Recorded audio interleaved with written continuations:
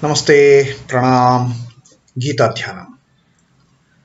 Om Parthaya Pratibodhitam Bhagavata Narayanena Swayam Vyasena Kratitam Purana Munina Madhye Mahabharatam Advaitam Vritavarshinim Bhagavatim Ashtadashadhyayinim Ambatva manusandadhami Bhagavad Gite Bhavadveshinim. O Bhagavad Gita, with which Lord Narayana himself gave enlightenment to Arjuna. The ancient sage Vyasa included it in the Mahabharata. O Goddess, showerer of the nectar-like knowledge of non-dualism contained in your 18 chapters. O my affectionate mother, the destroyer of rebirth, I meditate upon thee. Krishna Vandana. Vasudeva Sutam Devam Kansachanura Mardanam Devaki Paramanandam Krishnam Vande Jagadgurum. Son of Vasudeva, the slayer of Kansa and Chanur, extreme delight for Mother Devaki, O Lord Krishna, the supreme teacher of the universe, my salutations to you.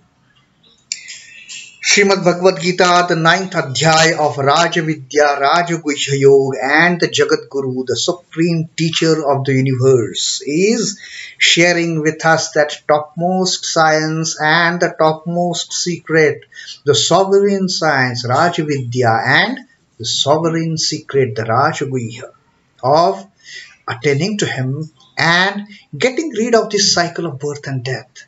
Again and again we are coming back into this phenomenal world, this ephemeral world, and just struggling to get out of it. So Sri Krishna is telling us the way how to get rid of it once for all. Just attain me. And while explaining this, in the previous shloka that we read, the 3rd shloka, Sri Krishna told us that those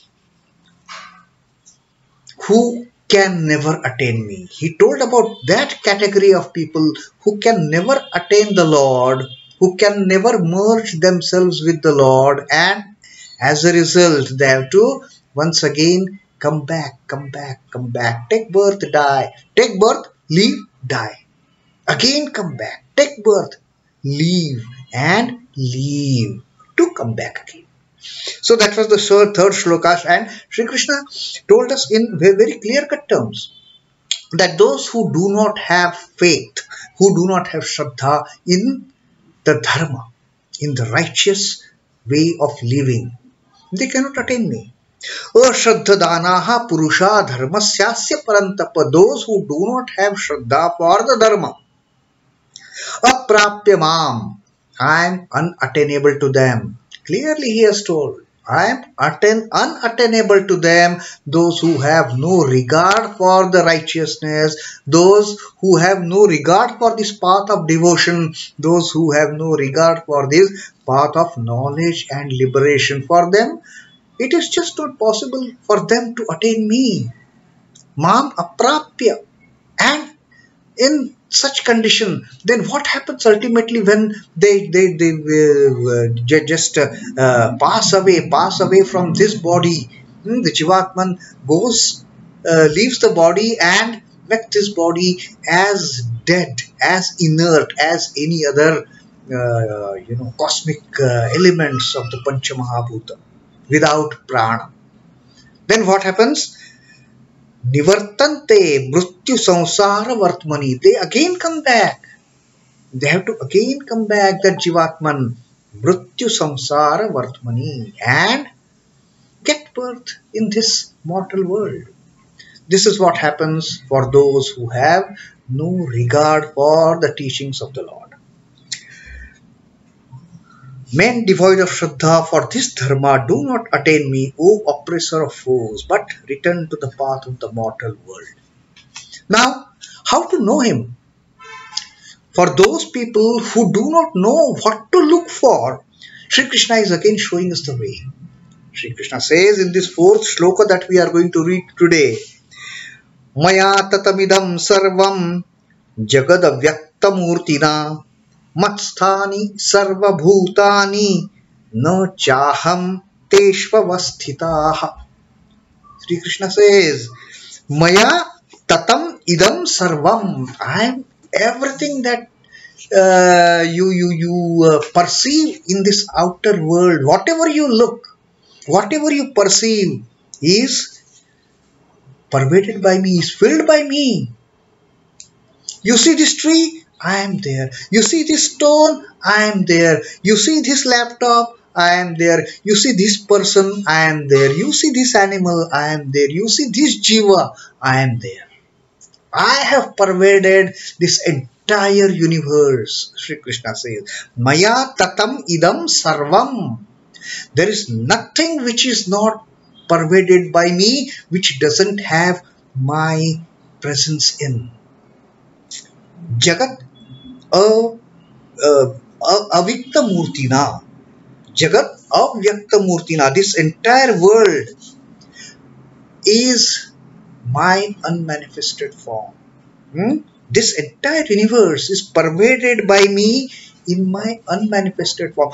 These may have different names and forms, but in each one of them, I am dwelling. I am pervading this entire universe. Whatever this earth you see, whatever this plant kingdom, animal kingdom, inert matters, this, the stars and moons and suns and galaxies, whatever is there, everything, each and every atom of this creation is filled with me. But I am unmanifest. Avyakta-mūrtinā. mat-sthāni sarva-bhūtāni na chāhaṁ teṣhvavasthitaḥ. Now Sri Krishna also makes this particular differentiation. Lord has filled everything. Mat-sthāni sarva-bhūtāni. All beings exist in me, but I am not of them. You see, this is, we may feel this to be some kind of contradiction, that at one time Sri Krishna is telling everything is filled with me. Mat-sthāni sarva-bhūtāni, all beings are within me. But Sri Krishna says, nacha aham teṣhvavasthitaḥ, but I am not placed in any of them. I have filled everything. I have pervaded everything, but I don't belong to them. It is a really wonderful paradox that Sri Krishna has been talking about. And if we understand this paradox, if we understand this truth, then it becomes a bit easier to know the reality of the Lord, to know the eternal truth, to know the ultimate truth.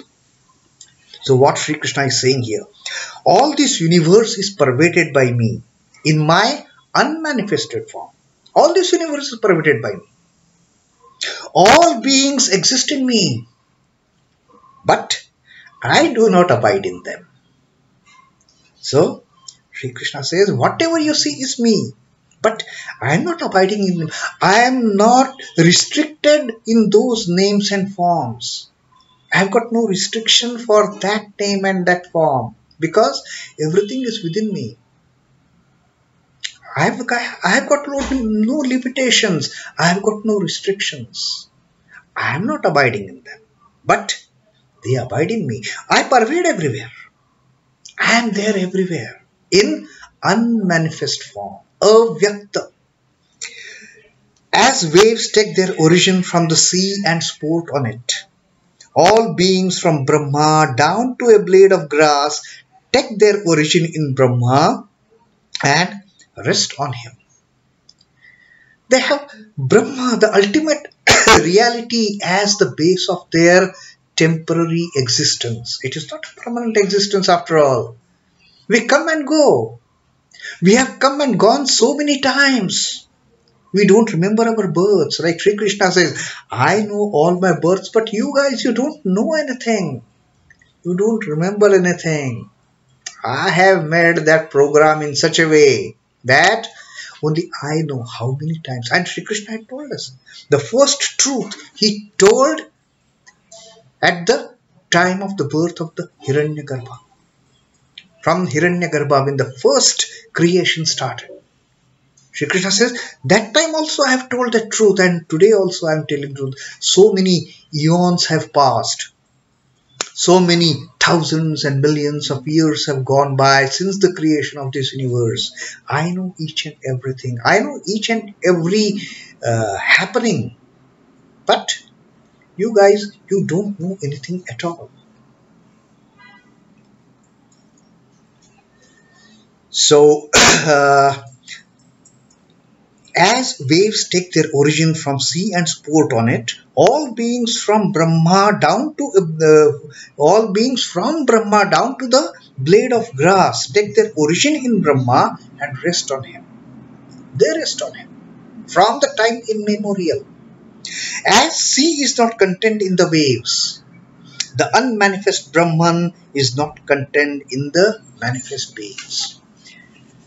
This is a beautiful example of this paradox, the sea and the waves. We see the waves. Now, waves, when we see, we know it is part of the sea. But can we say that sea exists in the waves? The waves originate in the sea. They merge in the sea. They are part of the sea. Very much the sea is there in the waves, but we don't say sea belongs to waves. Waves belong to sea. That is the most beautiful explanation for this truth that Sri Krishna is sharing with us. He is infinite. The Lord is infinite. The Lord is unmanifest and just sporting through these manifest beings, just sporting through these manifested creation, which has name and form. The Lord by himself is avyakta.